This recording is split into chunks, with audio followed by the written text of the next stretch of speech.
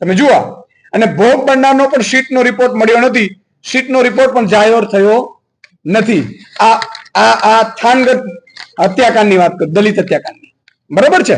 આ સીટ માત્ર ને માત્ર ડાક પીછોડું 5 દિવસ મીડિયામાં ચાલે કે સંવેદનશીલ મુખ્યમંત્રીએ મીટિંગ બોલાવી, સીટની રચના કરી અને આ તપાસના આદેશ આપ્યા. પછી ઈ જ મુખ્યમંત્રી મને લાગે છે એમ કહેતા હશે કે વાંધો નહીં, 15 દિવસ ચાલશે, પછી ધીરે ધીરે તમને છોડાવી દેશું, એવું હશે. આ રિપોર્ટ બતાવે છે સીટનો, ચેક કરી લો. પછી કાંકરિયા રાઈડ દુર્ઘટના અમદાવાદ 2019 જુલાઈ માસમાં થઈ, બરાબર છે. 29 લોકોને ઈજા થઈ હતી અને 2 ના મોત થયા હતા. આ જે ભાઈ છે સુપરસ્ટાર એમ્યુઝમેન્ટ પ્રાઇવેટ લિમિટેડના માલિક અને તેમના પુત્રની ધરપકડ કરાઈ હતી. સમજો, 12,000 ચોરસ જગ્યામાં વર્ષો પહેલા બનાવવામાં આવેલી બાલવાટિકા ડેવલપમેન્ટના ભાજપ સત્તા આને ધરી દીધી છે. 5 વર્ષની પહેલાની ઘટના, છૂટી ગયા અને આ જ વ્યક્તિને પાછો બીજો બાલવાટિકાનો એમને આપી દેવામાં, પધરાવી દેવામાં આવ્યું છે. આખી ડિટેલ તમને આપીશું. આ હું મોટું જે છે એ આપને કહું છું, બરાબર છે. કોઈ બેદરકાર સરકારી અધિકારીની ધરપકડ નથી થઈ. મળતિયાને કોન્ટ્રાક્ટર આપ્યો, પીડી પરિવાર તરફથી અરજી પણ થયેલ છે કાંકરિયાવાળામાં. 4 આરોપીઓ 1.5 વર્ષ જેલમાં રહ્યા પછી જામીન ઉપર છોડી દીધા છે અને અત્યારે બધા એમ જ છૂટી ગયા છે. પીડિતાએ સ્વખર્ચે વકીલ રાખ્યા છે. આ સ્થિતિ છે, તમને જે વાત કરું છું, બરોબર છે. અને કાંકરિયામાં પણ ગૃહ વિભાગના અધિક મુખ્ય સચિવ, એસીએસ, શહેરી વિભાગ, કમિશનર સહિતની રચના કરવામાં આવેલી સમિતિની, આ સમિતિ હજી સુધી કોઈ રિપોર્ટ આપ્યો નથી. આજે મને હમણાં ખબર પડી કે 3 ની પાછી આમાં રાજકોટ અગ્નિકાંડમાં સમિતિની રચના થઈ. આ કાંકરિયાવાડામાં શું થયું હતું?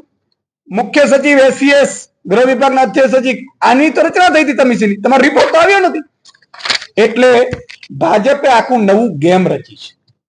ગેમ ઈ છે કે ભ્રષ્ટાચારથી કામ આપી દો, ભ્રષ્ટાચારથી ગેમ ઝોન ચાલવા દો, ભ્રષ્ટાચારથી ટ્યુશન ક્લાસીસ ચાલવા દો, ભ્રષ્ટાચારથી બિલ્ડિંગો બનાવી દો, પછી ભ્રષ્ટાચારની આગ લાગે અને તમારા મારા બાળકો ભૂંજાય એટલે સીટની રચના કરો.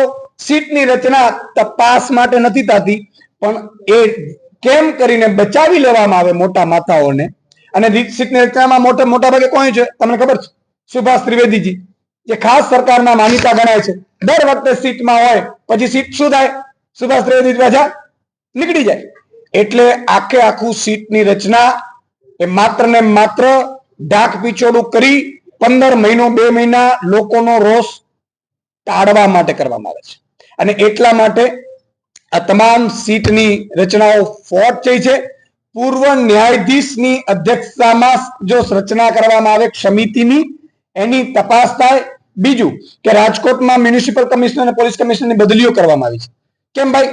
જો ગુનેગાર હોય તો એફઆઈઆરમાં નામ હોવા જોઈએ, અને એના એફઆઈઆરમાં નામ કરો તો એફઆઈઆર મંત્રીનો નામ આપશે, મુખ્યમંત્રીનો કે મંત્રીઓનો, કે મને આ લોકોએ કીધું હતું કે આના મળતિયા છે.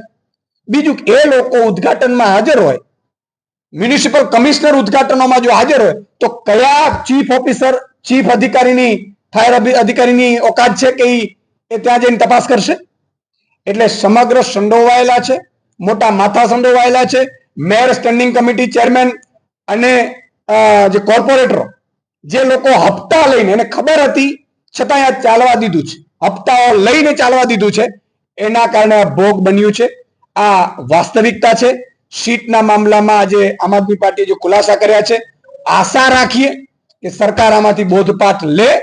અને ગુજરાતની જનતાને પણ મારી વિનંતી છે કે બાળકોને ક્યાંક ફરવા મોકલો, બ્રિજ ઉપર મોકલો, બ્રિજ નીચે બેઠા હોય તો બધાને ધ્યાન રાખજો, ભાજપના બ્રિજ, ભ્રષ્ટાચારના બ્રિજ તમારા મારા બાળકનો ભોગ લેશે અને પછી મોટા મળતિયાઓ લાભ લઈ જશે અને કોઈ ચમરબંધીને છોડવામાં નહીં આવે.